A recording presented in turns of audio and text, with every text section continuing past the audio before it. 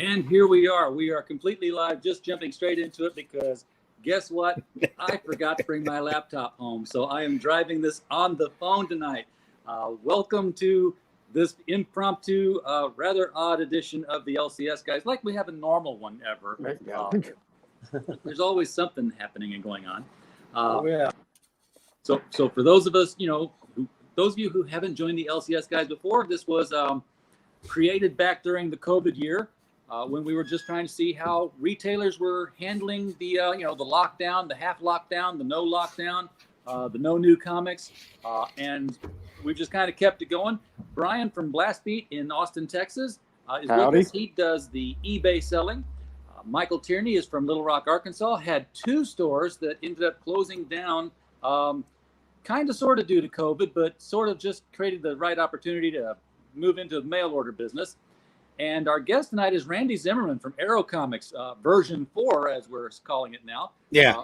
Randy, thank you for joining us. How are things tonight? Things are great. Thanks for asking.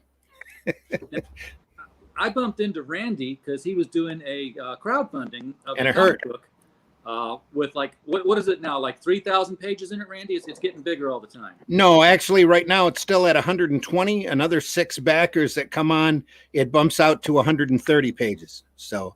And that's the Indie Volt Revolt book. We call it a sequential art collection because it's people that have listened or contributed to the Indie Volt podcast. We decided to all get together and put our best stories or put together our best work and show it off, and all in one volume. So folks that listen to the Indie Volt Radio Network can, when they hear us, they can refer back to the book and go, "Oh, that's the guy that did that story." So, and there's so many, it's such a wide variety of people from all over the place because we're on internet radio as well. We've got a guy from Norway. We've got 2 guys from England. It's just a fun collection of great short stories with all sorts of different genres. So it's going to be a great book. And if you check through our catalog of post videos, you'll be able to get a much deeper, in-depth look at that. I would share the Kickstarter of the Indiegogo tonight, but I am as sure as I did, I would kill the stream. I can do it. I can do it. Just give me a second. All right. Let me see if I can handle somebody else sharing a stream. That would be great. I think you can. I don't think it'll be a problem. We've done this before. I've been associated with the Indie Volt Radio Network for 2 years. We've been doing podcasts on Tuesdays, Thursday mornings, and Sunday mornings. And kind of got to know StreamYard pretty well here. I can do a lot with the laptop, but I struggle with the phone version. Let's see how this works. That should work. It did not. Oh, you're going to have to put it on. I can do it. I can't directly share, but you can put it from the green room into the onto the stage. I see it. I'm trying to add it. There we go. There we go. Awesome. There it is. The Indie Volt Revolt Sequential Art Collection. So we're doing it like a flip book, and that it'll have 2 different cover sets. We didn't want to go too crazy with it because we just want to sell great comics. That's our whole idea behind that. So I have a Mischievous Tear. One of the covers is by Daphne Lage, who did Mischievous as a character I did from Tales from the Aniverse a long time ago, back in the 80s and 90s. So, I'm offering the first 3 Tales from the Aniverses as one of the tiers, as well as the book with Daphne Lage's cover on it. There's cover set 1 right there. Cover set 2 is by Chris Scalf and Kirk Jarvinen, both who have had pretty professional careers. And the Retro Ram piece there is colored by Chris Hall, who's done a lot of work for Zenoscope. The other cover on set 1 is by Russ Leach, who does Only Death Can Save Us, which Arrow Comics will be breaking down into 32-page books starting in August and offering that to the retailers. So you're starting to pick up some of these independent creators now and giving them a publishing house to work under. Yes. Arrow Comics has always been dedicated to creator-owned IPs. So that's what we'll be doing. Some of my properties, Russ Leach's Only Death Can Save Us, and we also picked up Luke Stone's Hybrids, which is a superhero book and Luke's really getting amazingly good in his art, and it's been a joy to see his evolution.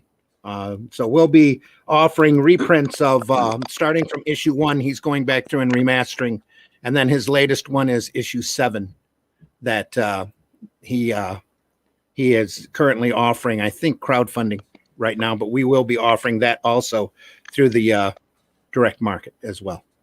Okay. Now, what you also have a relationship with a distributor, or is Liberty Liberty distributing?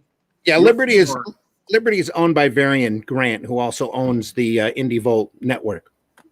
Varian started out getting into drawing comics, and now he's become kind of a media mogul.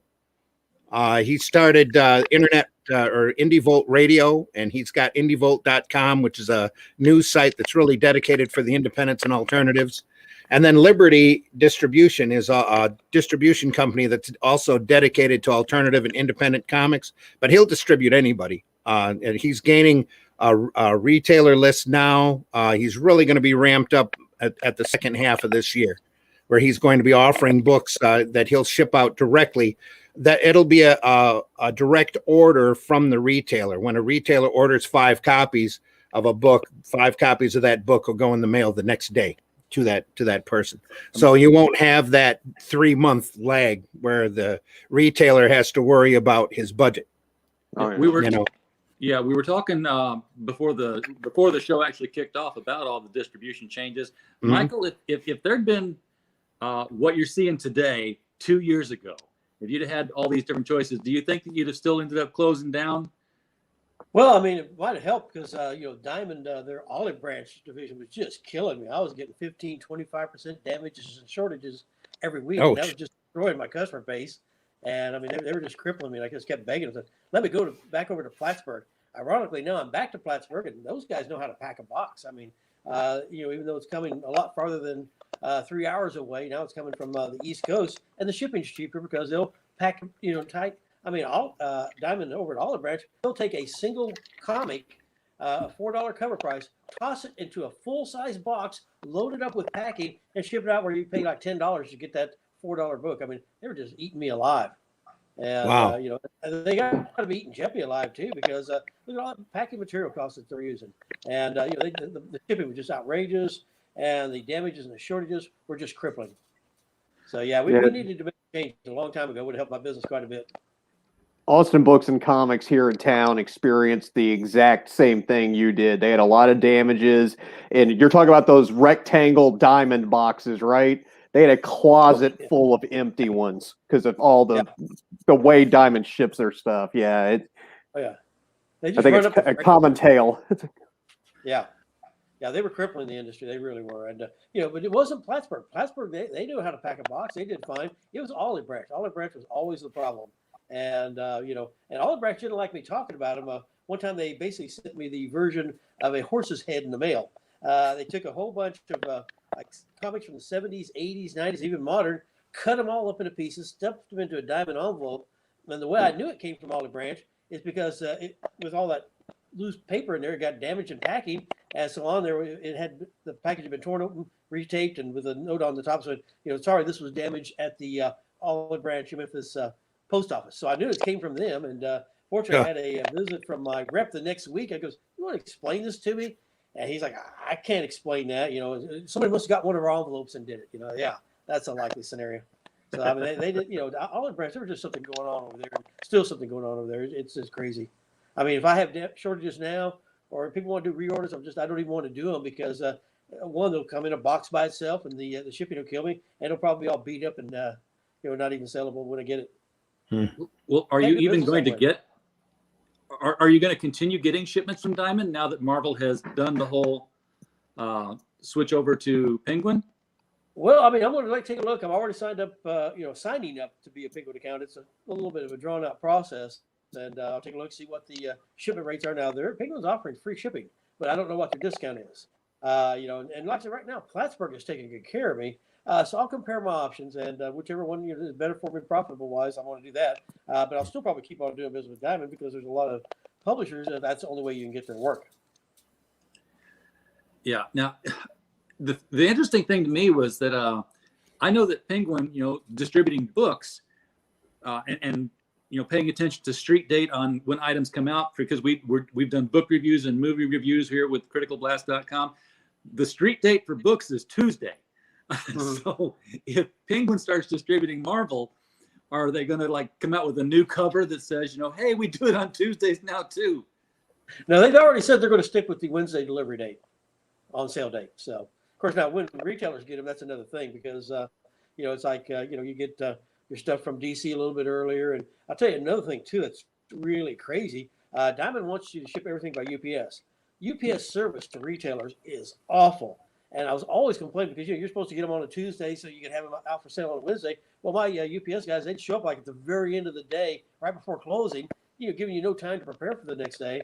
And I was always asking, can you get this to me earlier? And they always told me, well, no, we're instructed by our supervisors, home residential deliveries come first. They want it sitting on that porch all day long. And go to the businesses last. And I can tell you as a home-based operation now, that's true. I get my books a lot better from a home delivery than I ever got as business delivery. It's crazy. Hey, do we have a moment here for another cautionary tale about UPS? At an old job I had here in Austin, I was in the shipping department, so I would talk to the UPS drivers every day. And they have a big distribution center in Round Rock, Texas, in the north side suburbs up here. And that's where the boxes would leave us, go to the distribution center, and then go wherever, right? The distribution center has one of those deals with the state where they'll hire people getting out of prison for the tax cut and all that. And it's not like they're in there misbehaving or anything. It's, they're glad they have a good job, but they go WWF on those boxes inside that distribution warehouse. You better pack it correctly if you're using UPS because it will get thrown across the room. Yeah. And I did try going out to the actual warehouse just to pick them up. Okay, well, I'll have them all day. If I got to drive all that distance to different rush hour traffic to drive through and all that. I tried doing that, but you get out there and say you're the first guy in line. Well, it doesn't matter. They go by the buddy system out there on the UPS pickup, and so one of their buddies walks in. Boom, he's right to the front of the line. Okay, you got to wait a little bit. I remember one time I was the first guy in line. Took me an hour just to get my books, and they didn't get me everything. I said I'm still missing packages. So you got to get out of the way. If you don't get out of the way now, we're gonna have security remove you. You didn't give me all my boxes, and then come back the next day. Oh, you just left before we could catch you. You were kicking me out. I mean, and every time they didn't give me all my boxes. I had to make 2 trips. I mean, it was just a nightmare. And I remember one time having a former UPS worker, standing in line behind me. Goes, man, you got to be shipping me boxes of gold for me to go through this nonsense. I'm thinking, oh, so you get a box of gold today, huh? But I mean, it was just a nightmare. As a business trying to deal with UPS, it's so much better as a residential. They take so much better care of residential customers. Pop Culture Avengers in the chat asking, Penguin offering free shipping to retailers. Yeah, I believe that is the case. That's but you don't know what your discount on your books is going to be right now. What is the discount through Diamond? What do you pay? If for a $4.99 book, what do you actually make a profit margin of? Well, it depends on the size of the business. I mean, it can be anywhere from 35% to 60%, depends on what kind of volume you do. Now they've locked in their discount rates to what they were before the pandemic collapse. I mean, 1 year ago when Diamond said we're shutting it all down, they had no idea just how much they were going to be shutting it all down. It was a domino effect. They didn't have any idea that today they'd be sitting where they're at. Mm-hmm. Well, I would think that would have to be good for Liberty and your friends there, Randy, that, Diamond has closed out of business, because it's going to mean that more people, well, they haven't closed out of business, but they've definitely got people looking to jump ship. Yeah, they've already shut down one of their 3 main warehouses, the one in Memphis. They shut down about a month ago, I think. But any competition in the market is only a good thing at this point. And with more distributors coming on and looking at different products to distribute to the retailers, as long as the retailer is open-minded to taking on that, and granted, they've been dealing with Diamond and only Diamond pretty much for their entire existence. But if they're able to stretch out and look at those different retailers, I think they're going to be amazed at the different deals they're going to get and the amount of variety of product that's going to be open up to them. And Dave has joined us. Dave looks like he's also using his phone like I am tonight. Dave's driving. Oh no. Yeah, we're driving, guys. Can anybody hear me? Yes, Yeah, we can hear Yeah, we you. can loud and hear you. clear. Okay, good. Because I'm on my normal speakerphone. It's Easter weekend. We're driving back from a long, long day here. Sorry, I don't even know how to do this on a small phone. It's not easy, especially if you're the No, one running the show. Who's on the show with us? We have Randy Zimmerman from from Arrow Comics version 4 now. Right on, Randy. Welcome. How you doing, man? All right. Good. I'm trying to figure out how to look at this thing. Well, look You'd at be the better road. off not looking. Yeah. Just pay attention to the road, Betty. Right. No, I'm not driving. My wife's driving. Oh, there you go. That's totally different. That That's means you've been totally different. drinking. Good. It's all good. It looked like you were driving there for a minute. No. She's driving. I'm just trying to figure out where to look in this damn camera. Well, we I don't were know talking about I all don't know the how to turn distribution. We were talking about the distribution changes and Marvel switching over to Penguin. What's that going for your business? And then, well, what I found funny was the fact that Scout Comics, which is a small independent label, is moving on to Lunar as well. So, they're not a big comic book label, but I carry a lot of Scout because our store is more of an independent store. So here's where I'm going to plug two people together here. Do you get anything from Liberty Distribution? What's that again? Do you get any books through Liberty Distribution? No, I don't. No. Okay. I'm Lunar. Randy is the guy you want to talk to. Just starting up. So we're gathering. Actually, Varian's gathering retailers. I'm not a. All I am is a cheerleader for Liberty, and I'm going to be giving or supplying them with Arrow product to distribute. So Okay. the Varian's really the one in charge, and it's LEDG, I believe, .us. Liberty Entertainment Distributors. They're going to be distributing Okay. alternative and independent books, and they'll have a buyback. Go ahead. Well, and as a shop, this is really a pain in the ass. I will say Mhm. that, because it was nice for us at the every time we put our order together to be able to go through Lunar and get most everything. Now I've got, or not Lunar, but Diamond. Now I've got to go through Lunar and Diamond. Now I possibly have to go through Penguin fucking Press. Yep. Now I may have to go through Liberty. It's creating a lot more extra work that I personally, as a comic book shop owner, I don't want it. I have an idea forming. And the last time I had one of these idea formings, I formed a distribution company. I was going to say, it's never a good thing. I know. What if somebody who was good at web design and taking and internet commerce could become the Progressive insurance of comics ordering, so that retailers had a single portal to go to place their orders, and then the programmer says, okay, they've ordered all these titles. I know that these titles come from Penguin, and these titles come from Liberty, and these titles come from Lunar, and just place the orders in the name of the retailer for the money that was received. Where there's a will, there's a way. Yeah, and then the retailers can go back to having just one portal to go in and order from. Yep. And they don't know where they're going to get their comics from. They just know that they ordered through the portal.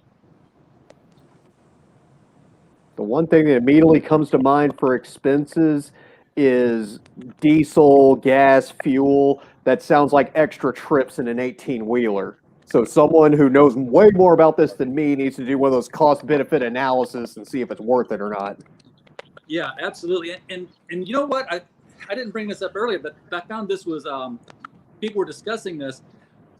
When DC jumped ship from Diamond to Lunar, there were a number of retailers who were just aggravated and angry at DC and calling them all kinds of things. When Marvel does it, oh, that's a very good business decision. But it's always the second guy who does something. He's okay. The first guy's the jerk. It's Yep. like, Yeah. when I have the two stores, And I had my North Little Rock store. I had a guy walk in one time and asked me to order him a copy of Jeffrey Dahmer versus Jesus Christ. Well, now, RJ, you remember where my JFK store was? It was directly across the street from a big Largest influential Baptist church church in Arkansas. Yeah, where they held the Southern Baptist National Convention one year. I didn't carry anything but family-oriented material, and so I proceeded to tell him that. Said on top of that, I don't think that this book's going to ever be made because the heirs of the victims were suing the company to keep it from being made. Well, so he just okay, walks out and leaves. Well, the next day I'm at my other store. He calls me. Well, obviously it's a unique request. I recognize it. As I tell him word for word everything I told him the day before, and he goes, you're okay. I can see where you're coming from. But let me tell you about that guy in North Little Rock. He acted like I was some sort of pervert. Yeah. And I didn't even bother telling him, hey, I was that guy. I did the exact same thing. The second time he heard it, it was okay. But that first guy was a jerk. It's a good thing he called you and didn't come in. Yeah, he probably just turned and walked out. It would always freak people out because two different stores had two different names. They walk in, didn't I just see? Oh, that's my evil twin. I don't think I look like him at all. And sometimes they believe me. Well, one of the other things we were going to talk about tonight that we couldn't talk about last weekend because it hadn't happened yet was some movie fun talk. And Dave just happens to be not just a real big Godzilla fan, but a bona fide Godzilla expert. Dave, can you fill us in again on what your street credentials are actually for Godzilla? Because you've been involved more than just a retailer with that. Yeah, back in I guess around 1996, 97, I worked for a toy company in St. Louis called Trendmasters, and we at the time Trendmasters owned all the Toho rights to Godzilla, and we were also the toy company that produced all Toho Godzilla toys in the United States, and including the American Matthew Broderick film. So I was a prototype artist and painted all of the Godzilla toy line for the Matthew Broderick's toy show or toy line that came out. So basically, I worked for Godzilla. He was my boss for quite a few years. And of course, this is the weekend when Godzilla versus King Kong again, round 2. Hits the theaters. Has everybody had a chance to see that yet?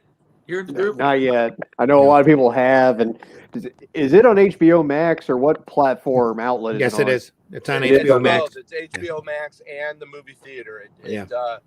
As theaters are opening, it has premiered this weekend at the movie theaters as well.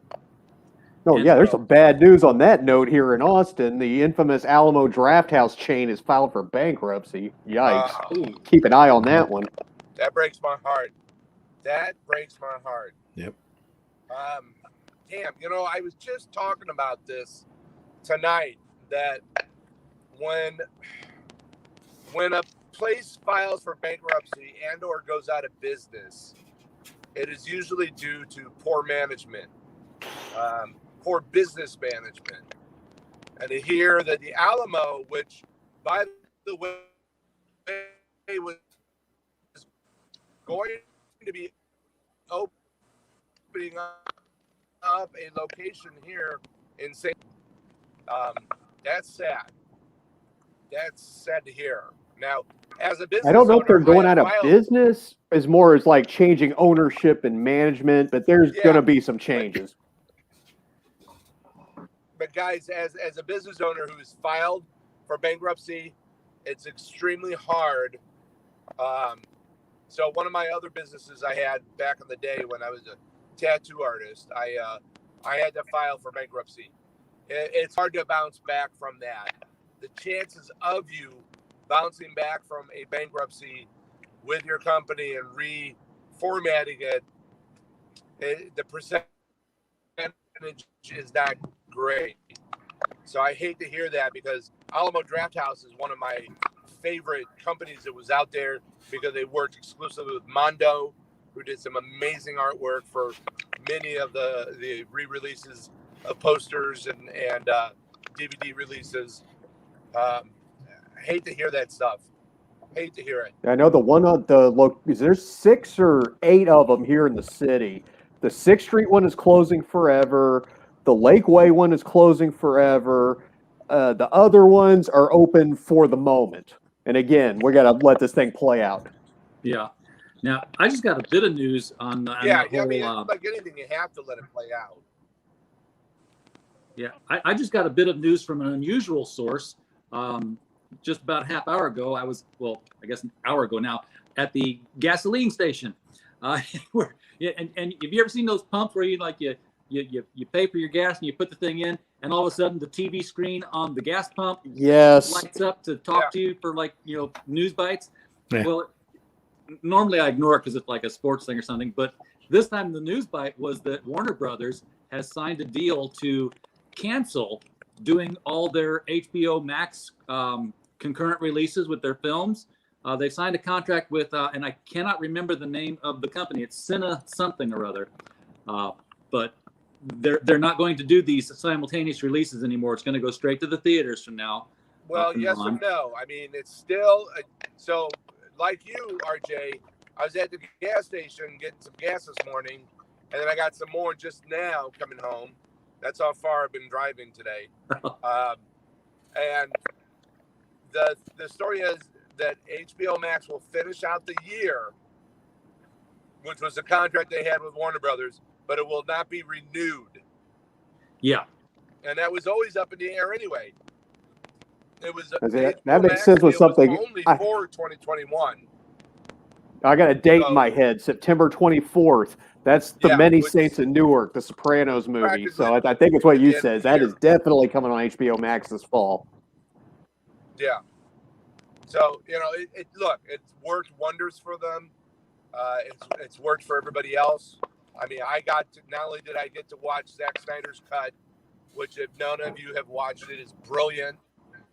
One of the greatest superhero films I think that has ever been made since Superman, the motion picture, and Batman.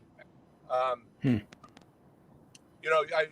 got to watch that now a couple of times, and I've gotten to watch Godzilla versus Kong on Thursday night. So, it's a great option to have as a movie lover.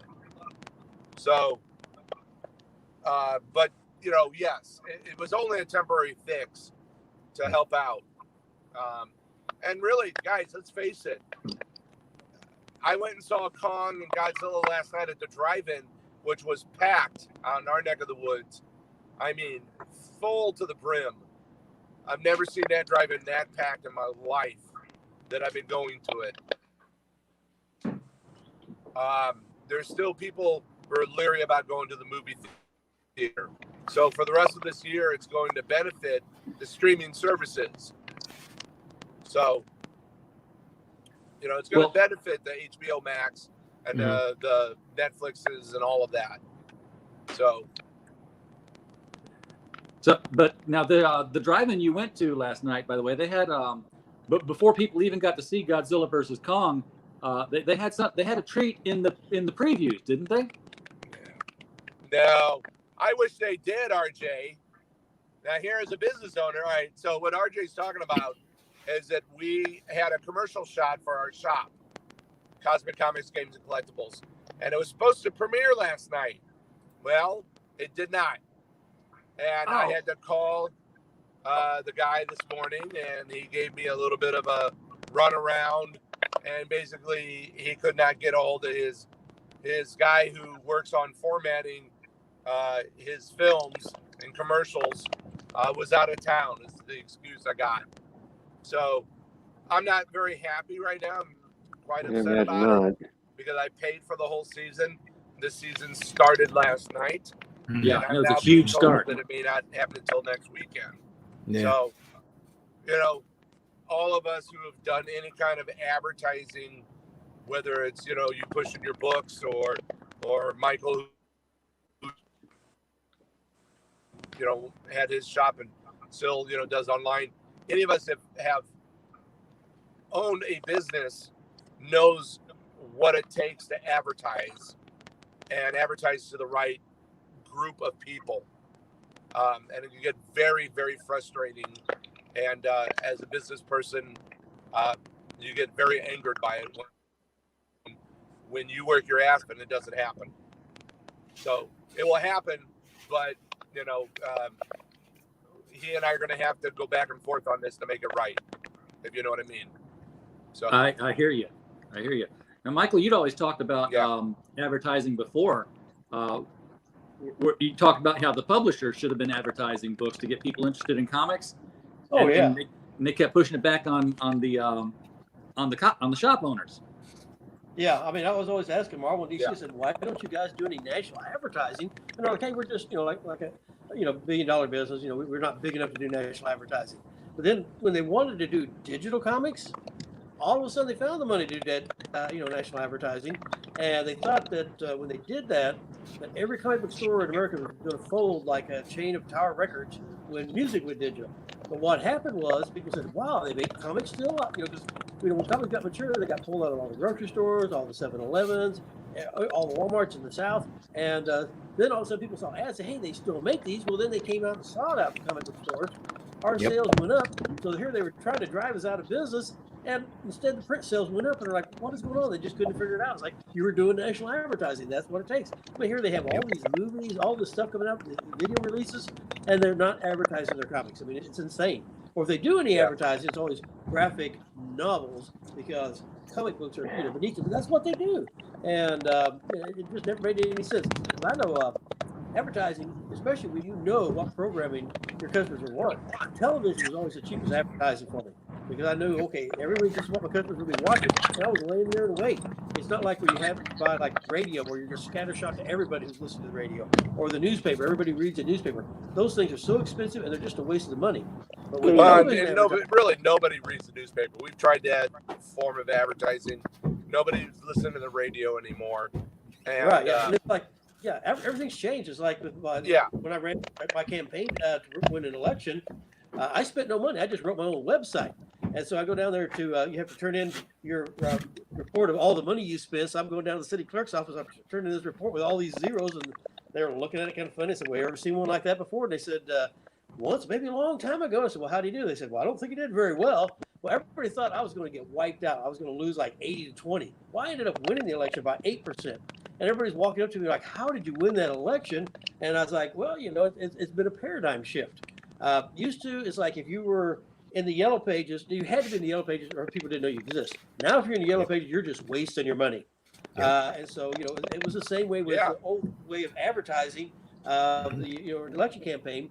I got on the internet, I wrote my own website, wrote my own webpage, still got it going. I set up a Facebook page, did all that for free. And so I did my entire campaign for free, went to the debates and this and that. And, and I ended up winning the election. So everybody's walking up, "How did you win that?" Like I expected me to say, "Well, I got this buddy in Russia, pulled a few switches or something, And it's like, it's just been a paradigm shift. It's the way you spend your money. You don't have to spend the money like you used to get the word out there.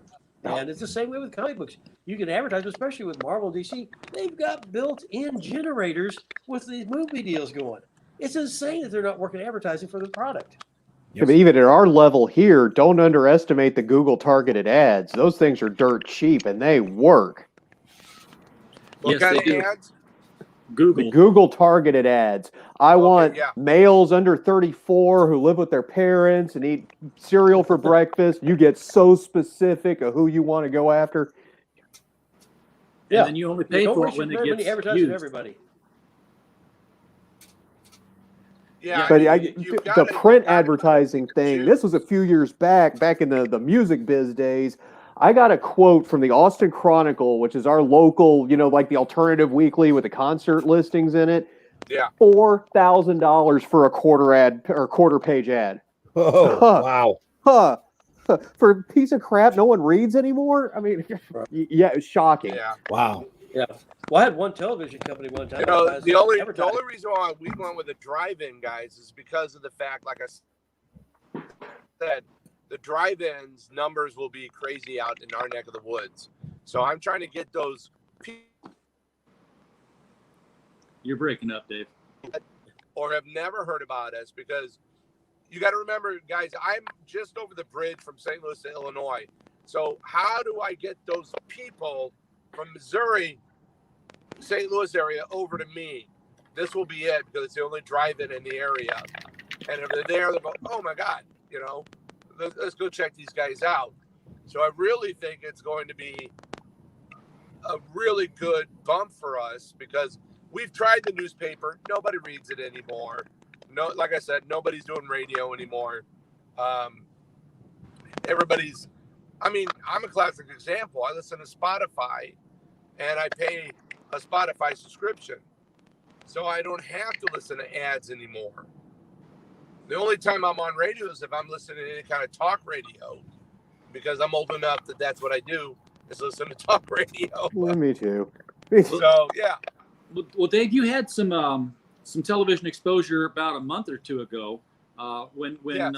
One of the local morning news shows had their man on the street thing, popped into your show and did a recording there, a live spot.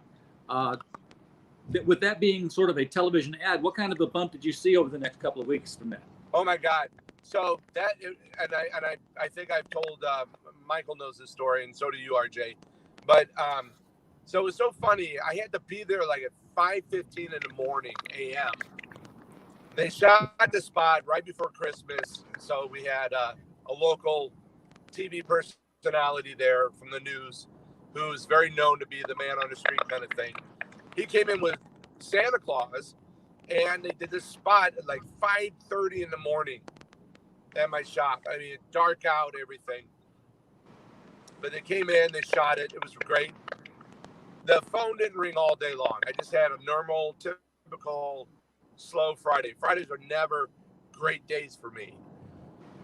And so I remember telling my wife, well, it was probably on too early. Nobody saw it. So, it was worth what it was, whatever. Maybe one or two people saw it, maybe three. So that's fine. We got 2 or 3 more people than usual. We hope. And then I had my girl who works on Saturdays, and I didn't even tell her about it. She said about noon, the floodgates opened up, and she was swarmed with people because one of the things we mentioned is we're the largest retailer of Godzilla in the Midwest, which we are. That was it. People just flew in the door, she said. And it was one of our biggest days that we'd had in, half a year or so, at least. And since then, guys, I have seen nothing more than a continual uptick of sales because of that one show in December. Good for you. So It's awesome. I've been doing some traveling, around the country here, and I don't miss. I feel like a housewife with her soaps. I don't miss my CW superhero shows wherever I am, and I have yet to see anywhere in the country sitting down with an hour of The Flash or an hour of Arrow or an hour of Stargirl. I've never seen, at the half-hour break, hi, enjoying Stargirl? Come get Stargirl comics at so-and-so's comics here on Main Street. Yeah.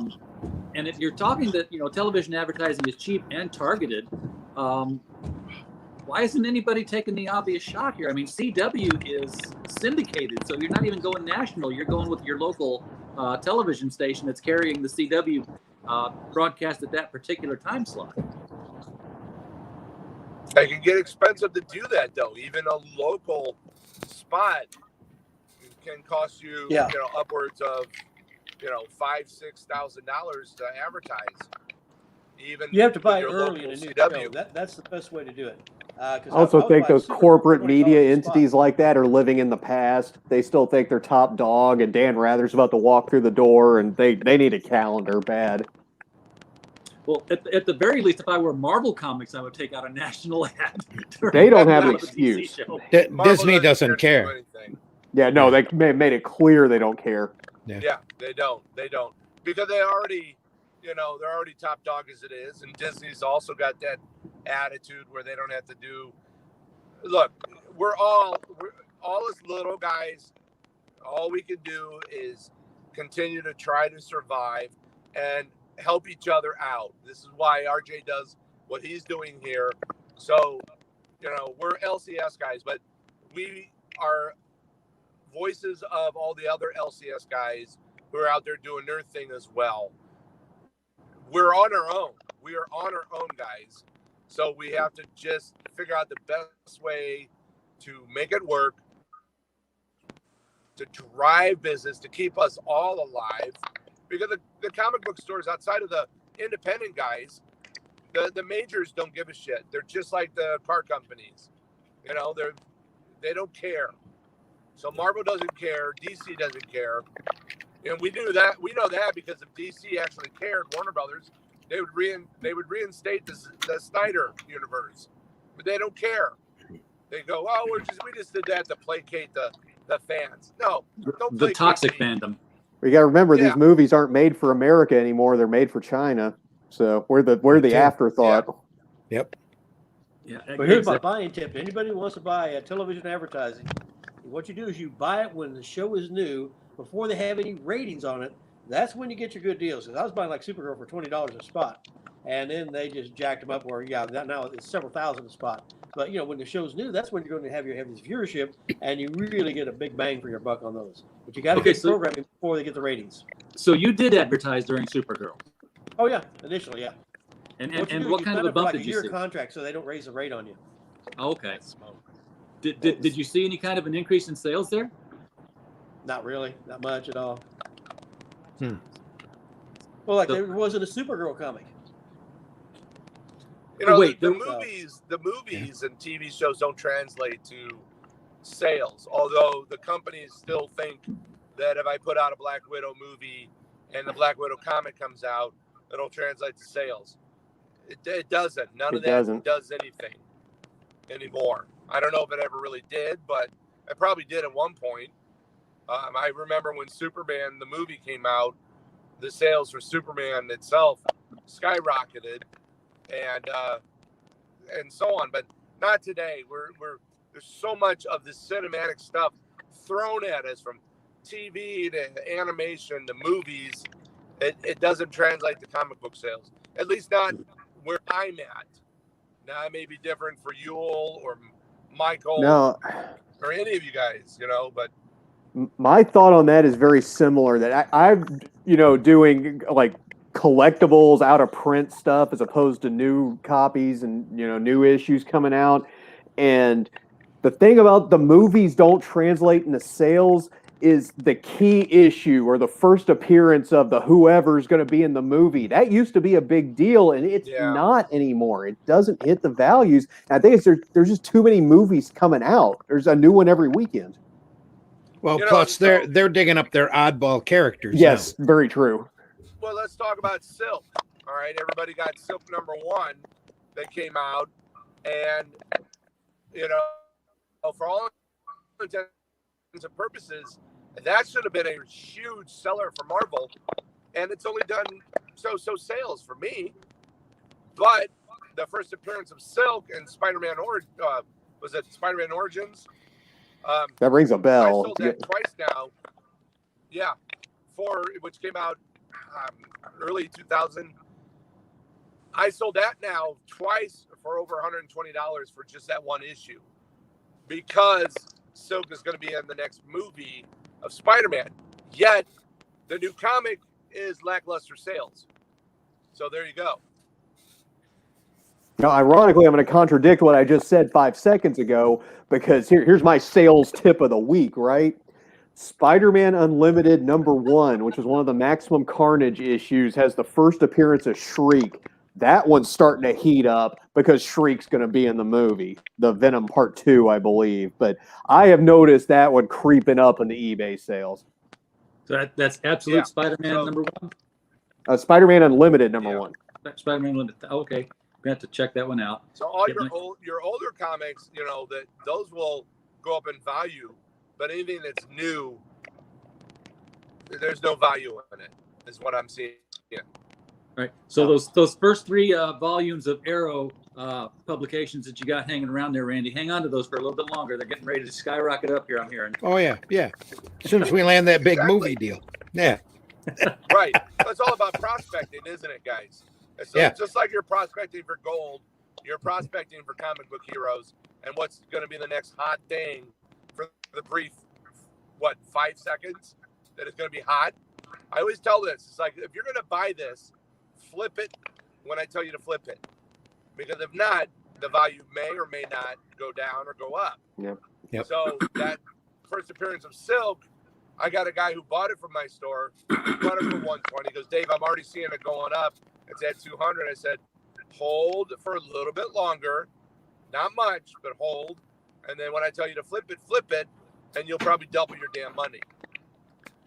But like anything, guys, like sports cards or Pokemon cards, everybody who owns a shop here knows how hot Pokemon is. That bubble will burst.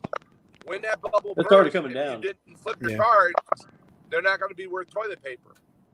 I am very sports cards is like my big money maker, and I'm very concerned about the bubble with what they call the sealed boxes, the unopened boxes of packs. Yeah. Wow, that someone is going to be left holding the bag on that one. Exactly. I had a friend of mine call from Chicago, and she goes, I was in my local area grocery store that's a chain, and she goes, and all these people are waiting outside, and there's lines of people inside the store standing in this one aisle. And she goes, I asked what's going on, and they're like, well, we got new shipments of sports cards in and Pokemon. And they goes, do that in Austin, Friday, guys. And I'm like, well, honey, I go, there's nothing new Pokemon coming out till June. I said, so either this has like a Dollar General where it's made specifically for them because they're a chain and everybody's rushing to get that because that's the only place you can get it, or it's sports stuff that they're getting as well, or they're tiered. I said, but either way, they're making money off of this because I'm not, because I got nothing coming out right now. She goes, with the sports guys, I'll tell you exactly what's happening. She used to work for Fleer. I go, you need to flip your sports cards now, because the market is so hot. And I said, that bubble will burst here within the next half a year, if not sooner. So, yeah, now the sports card industry is crazy right now on some of this stuff. From what I've seen, even the non-sports cards. Yeah, the non-sports are cards bubbling. are heating up too. Yeah. But now there's a difference between once they're open and they're singles. There's the whole grading issue, and we set that to the side. But the thing of the people waiting, every Walmart in Austin, every Target in Austin, they're waiting for the vendor. They're not opening the boxes. They're immediately putting them on eBay and reselling them. Yeah. That is going to end badly. Yeah. Yeah. Brian, what's the totally right. This would be something that, Brian, you'd probably have the best expertise on out of all of us. We say that, you look at a first appearance. We've been talking about first appearances of comics. We've been talking about special sports cards. They get real hot and then they come down and then they might get hot again. That's true for something like first appearance of Silk or the first appearance of Shriek. First appearance of Barry Allen as the Flash is never really going to go down. This fucking so that's when you start getting into the Wall Street crowd and the people looking to sink. I have $1.5 million from my stock whatever this year. Let's go on a spending spree, and they start buying that stuff. Yeah. Okay. They're not interested in anything under 10 grand. How long does something got to stick around? I think we lost Dave. I think so too. This is a personal opinion. I wasn't out taking surveys about this, but the newest, most recent evergreen, this thing is never going down in value book, is New Mutants 98. So I'd say it's probably about 30 years makes it vintage. Okay. So if it's still hot after 30 years, then you know that it's going to pretty much be a good investment. I would call it evergreen at that point. Stuff like Spider-Man 129, Hulk 181, it's never going down. Yeah. Yeah, my Hulk 184. I wish I had that. So, what also is looking at the eBay markets? Are you seeing anything new from the crowdfunding scenes that are starting to heat up? I have a note about the crowdfunding scene, and then I have a note about the customers. Okay. My thought on the crowdfunders is a couple thoughts. One, man, these guys need to start watching deadlines. This is starting to feel like Image in '93, where we're waiting 6 months for stuff. And, You know, it's a case by case basis. Not everyone's guilty of the same thing, but man, if you're watching this, watch the deadlines. All right. Yeah, and it only takes one or two bad apples to sour an investor. Yeah. But I'm wondering, in my position where I'm buying from individuals as opposed to distributors, if they don't sell through their print runs, say they got 1,000 of them back from the printers and 300 go to the backers and 300 go to the stores and whatever, what happens to those last 400 besides they sit in the closet and collect dust? I'm trying to come up with ways how can I get those at a discount, you know? But then again, I don't want to buy someone's dead stock either. So this is new territory. Well, I also think you're not seeing a whole lot of guys over investing or over printing. That's a mistake, I think. It is, but a lot of these guys are just starting out. It's their first or second or third campaign. They don't know what they're doing, and they're not taking the long run into consideration. They're seeing that instant turnaround of product straight to the backers. So you're not seeing a lot of overruns on a lot of this material. Not everybody is that smart or has enough business savvy to overprint, 40, 50% in order to hold on to a backstock. Oh, I learned that lesson when we went out on tour and sold out of our merch on the 4th day and had 11 shows left with nothing to sell. Yeah. Oh, ouch. Ouch. That's got to be a problem. Yeah. Now, Michael, you print. Right, so what do you overprint or you print to demand? I mean, when you were printing Wild Stars, what was your? Oh, it was overprinted. Yeah. Yeah, because once you've got the presses running, everything's set up, it's just the cost of paper at that point. And it's always overprint. But the thing, I'm sorry to cut in, Michael. The thing now with the crowdfunders, though, is you have the print-on-demand situation have sprung up. You can order straight to numbers. And so you don't have a lot of these guys that are overprinting. Yeah. But now back when you were dealing with a large press, you had to hit a price point anyway, 3,000, 5,000, 10,000, and you carried the back stock. I've got boxes of stuff back here from the 80s and 90s. Well, and they're not thinking that you got print run X with whatever X is. 2% are going to get damaged. 2% are going to get lost. 2% are going to be fraud, waste, and abuse. Not all 500 are going to go into 500 pairs of hands. Mm-hmm. Yeah.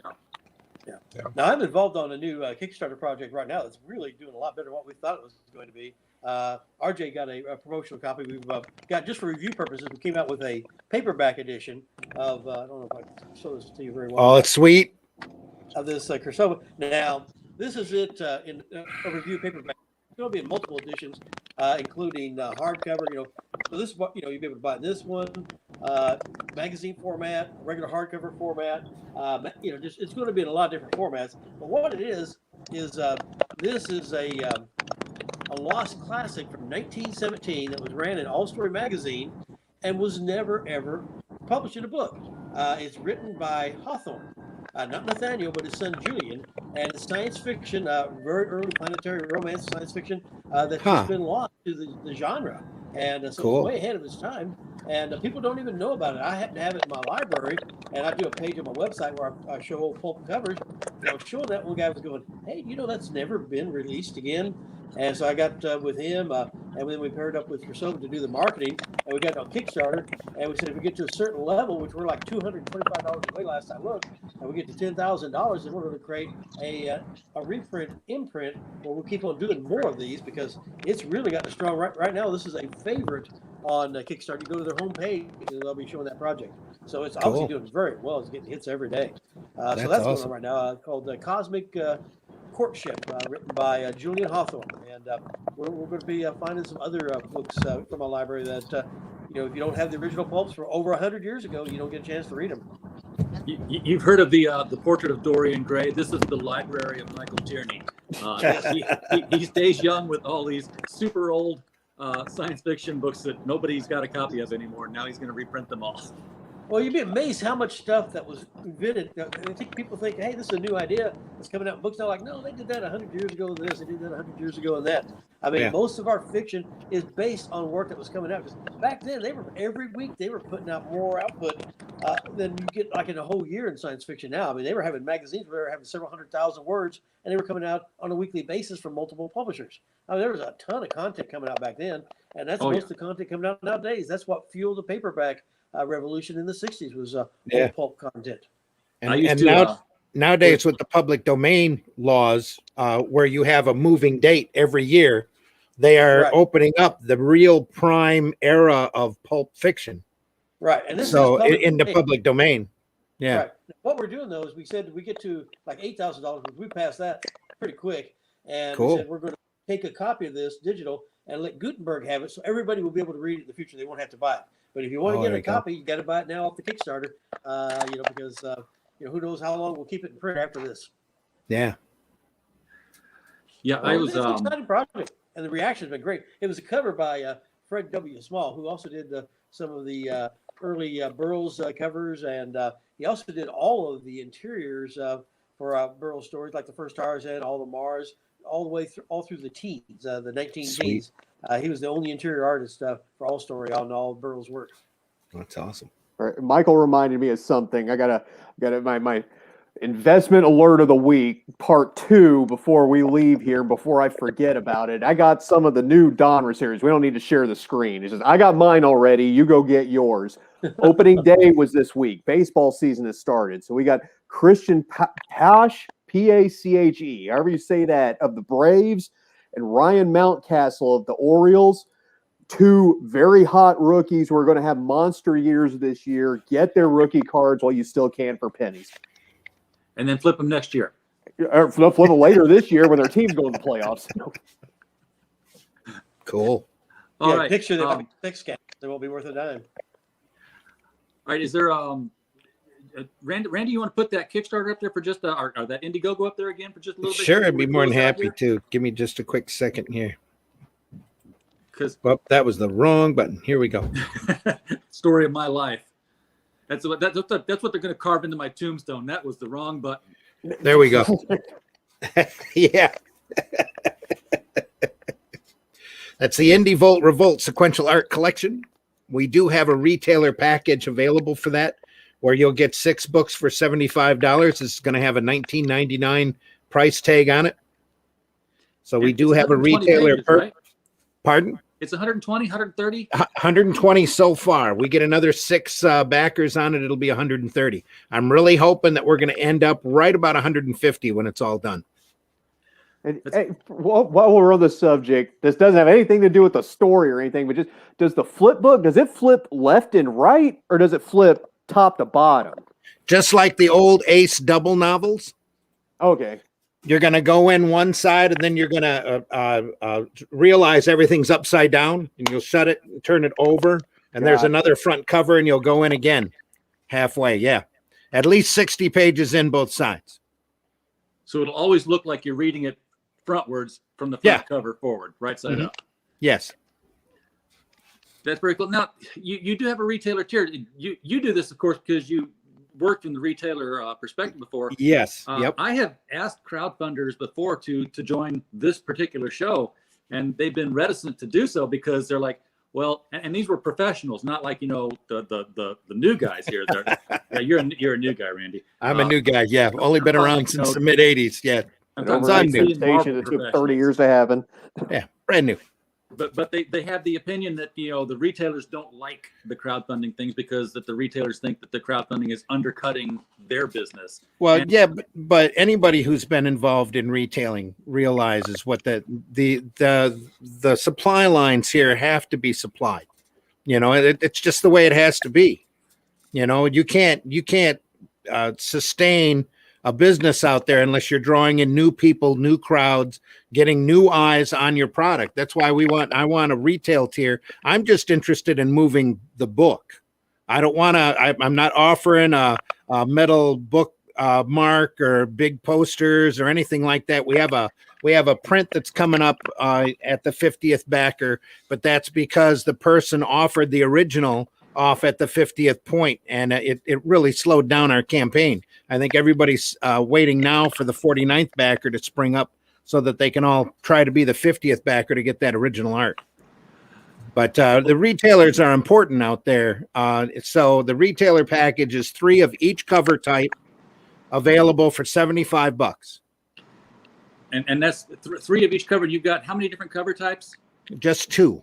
2. So it's basically six copies for $75. Yep.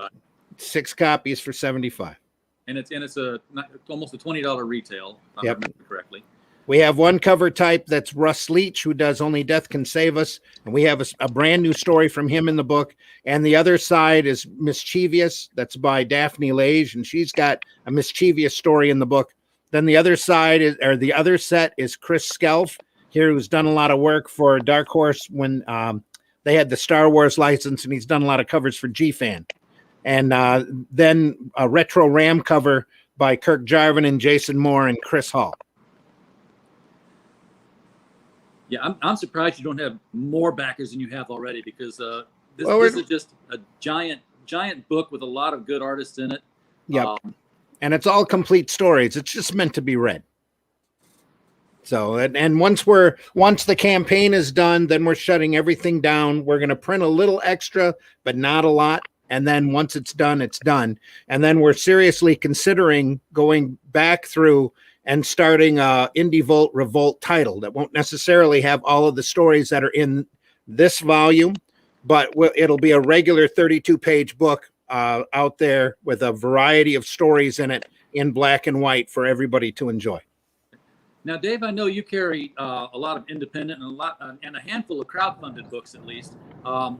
As a retailer, how do you rely on your gut instinct to know what book is going to be something that you want to have in your shop versus something you know is going to sit there and you spent 20, 25, 30 bucks on and didn't move?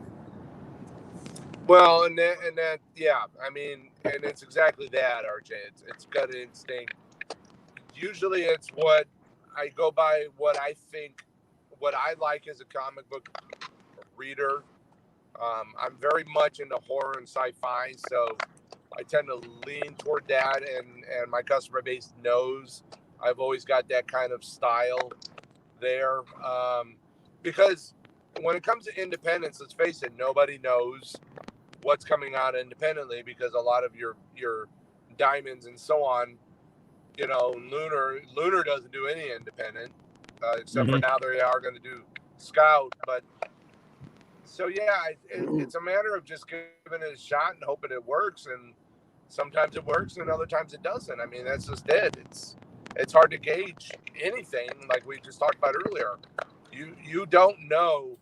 You can only imagine what the crowd wants. Your crowd. That's what it comes down to. What does your crowd like? Yeah, and your regular peeps that come into your shop, who depend on your shop to have this and that. You can't have everything. If you do, you're going to go broke and close up. They're crazy. You bought everything, and you can't get rid of it. Yeah, and I will say one thing, that there's an advantage to the crowdfunding thing. I mean, yeah, the pucker factor is a lot higher with the crowdfunded book because they're at a higher price point. But what you do have that you don't have with your previews catalog, and you're saying, gosh, here's this #1 from no name press with no name writer. Is this going to be the next hot thing because it looks kind of well drawn?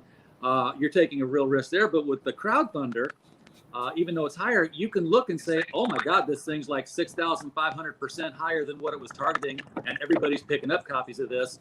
That's a pretty good indicator that somebody wants the book. It's true. Yeah. Well, I also think it's being involved in the art form, not necessarily as a creator, but you should be able to, as a reader, decide what's good and bad, what you think is going to be popular and not necessarily reading the future, but just using your experience as opposed to being, let's pick on NFTs for a minute, Those are people trying to buy a widget and flip it on the internet. No one is dying to own an NFT. That's a big difference between the two. I do not get NFTs at all. I mean, it's just like it's a digital copy of something That's the only copy of the digital copy. And The article I read on Business Insider to explain this very quickly in like 30 seconds, it's far more detailed than this. But say RJ is a crypto miner who makes NFTs or mines them or whatever, and I'm an investor, right? So RJ created the thing, uploaded it to the blockchain. What I'm buying from RJ for $10,000 is the window to look at it, but it's still his, even though I bought the window. So Wow. if he deletes the code, I am looking at nothing. You don't really own it. I will never possess an NFT of anything. No. I mean, I shied away from most digital comics anyway. Well, Yeah. I'll buy a PDF if it's the only way to get it. I'll buy a PDF and I'll put it on like one of several hard drives, so that one drive crashes, I've still got a copy of it. Sure. But anything that's like Comixology or it's a service that you're buying to read your comics. If the service decides to shut down, your whole comic collection is gone. Or your Spotify, do you think Ice-T's Body Count albums have too many naughty words, so you delete them, which is something that really grinds my gears? Yeah, I don't like that stuff.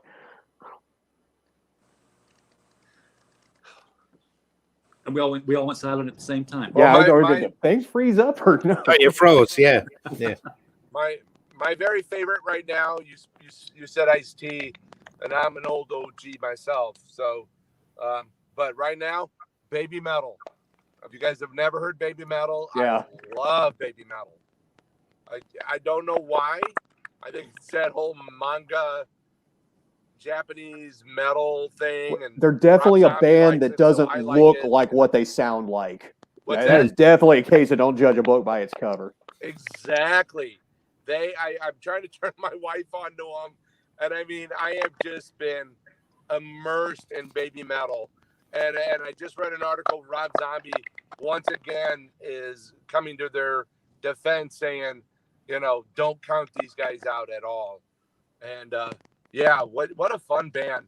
So, like you just said, it's you cannot judge a cover or judge anything by its cover. And there you go. So, All right. Well, hey guys, I'm out. So happy Easter. Hey, happy Dave. Easter. We're Yes. all Happy out. Easter. Rock and roll. Take care. Love you guys. We'll see you in 3. We're gonna. Sounds good. We Bye. bumped this one back. See you, Dave. See ya. We'll talk soon, guys. Bye-bye. We'll All right. do. Nice Happy meeting you. Easter.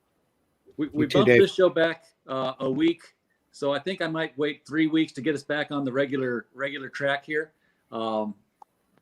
Just because it works out better in my calendar book that way, and I'm not in St. Louis, where I'm in the empty basement every other weekend. That is the 24th, according to Microsoft. Well, Microsoft is the end all be all on all facts. So, the one thing I will say you can judge a book by its cover is I am getting the Indie Volt Revolt book with that. Is that Rocket Gal? No, that's not Rocket Gal. It's an entirely other crowdfunded book. We refer to it as Jetpack Girl. Jetpack Girl. Yes. Because Arrow- I just thought that was a beautiful cover. Arrow Comics has plans for a character that looks amazingly like that here in the near future. That we'll be having out probably in August or September's books. So it's going to be fun. All right. Well, I have already put it on my crowdfunding list. And when I say crowdfunding, it's paid for. I've thrown the money at it. Appreciate it. Thank you. And I encourage everybody else to do the same. Michael, anything you want to show us before we take off here? Anything other than well, you've shown us the Julian Hawthorne thing. Is there anything new in the progress with your other books?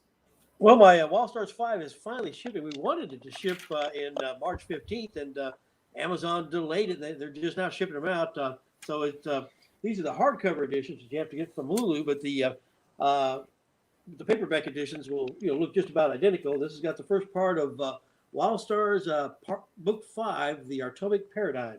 And so the first part, it's running in 3 parts in this year's Cristobal magazine.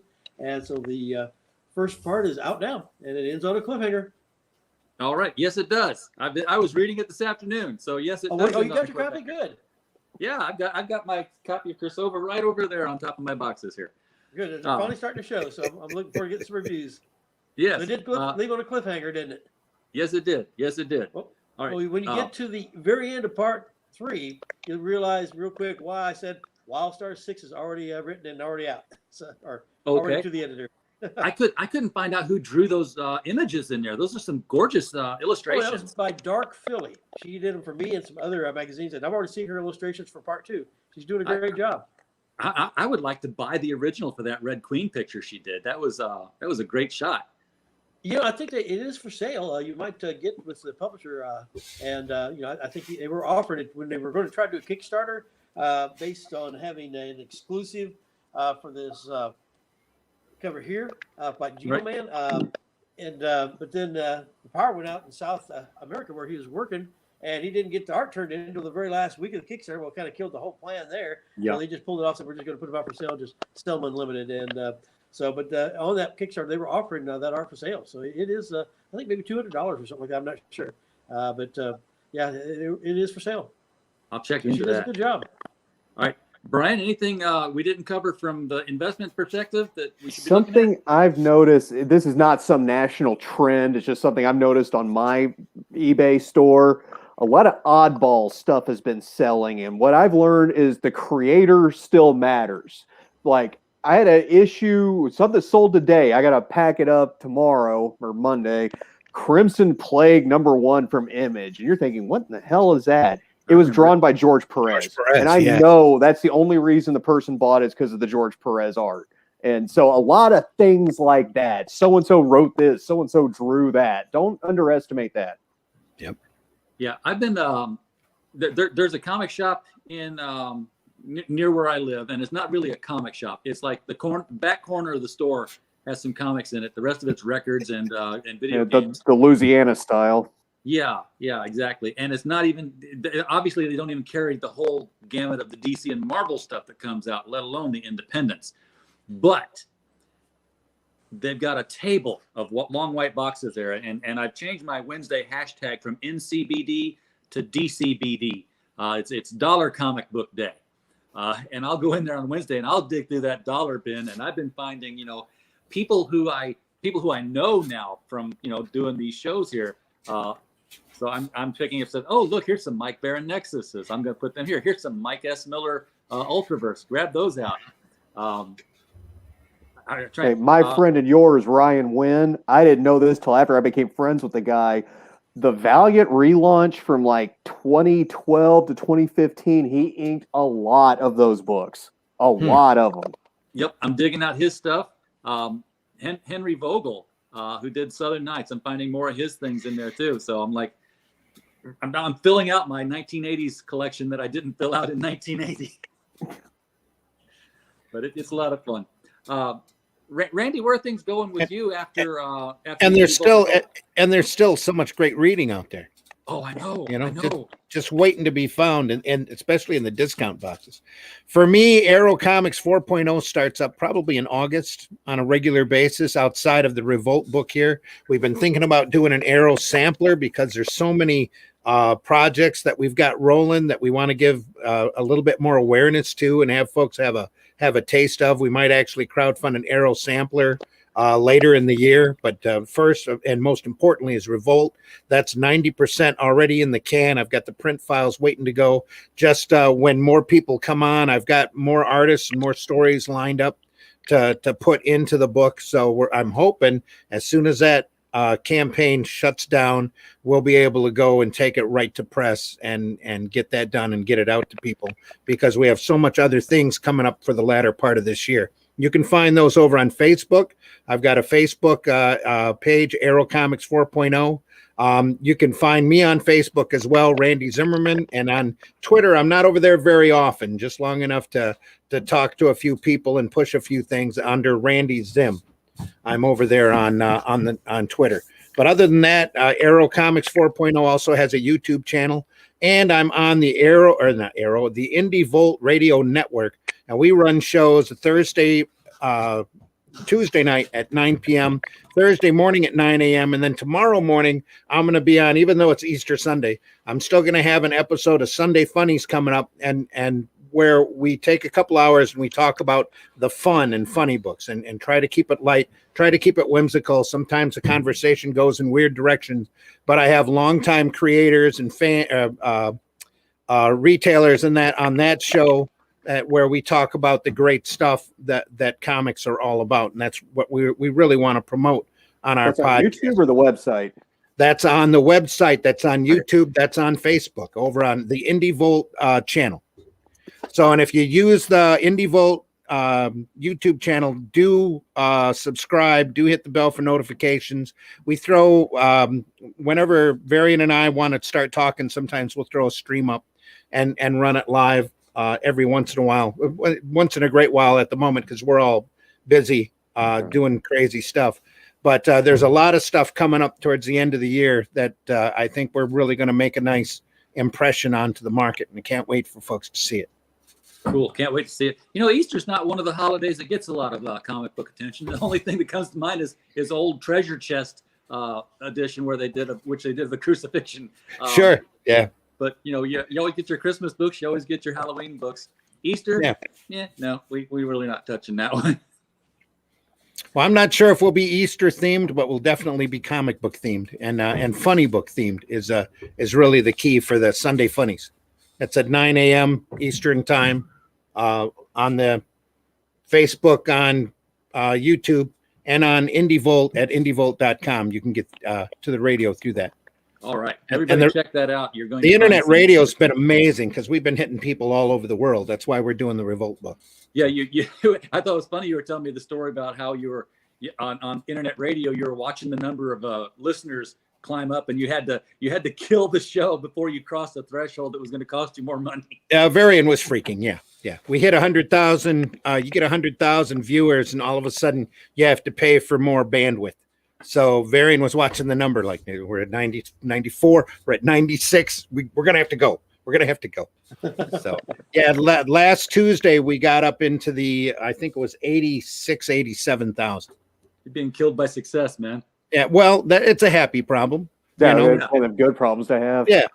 But the thing that we found out with the radio, again, is that we're hitting a market out there worldwide. The majority of the people that are listening to us have stumbled across us over the last couple of years. The pandemic especially really pumped our numbers because you had a lot of people that were locked down just trying to find anything to listen to.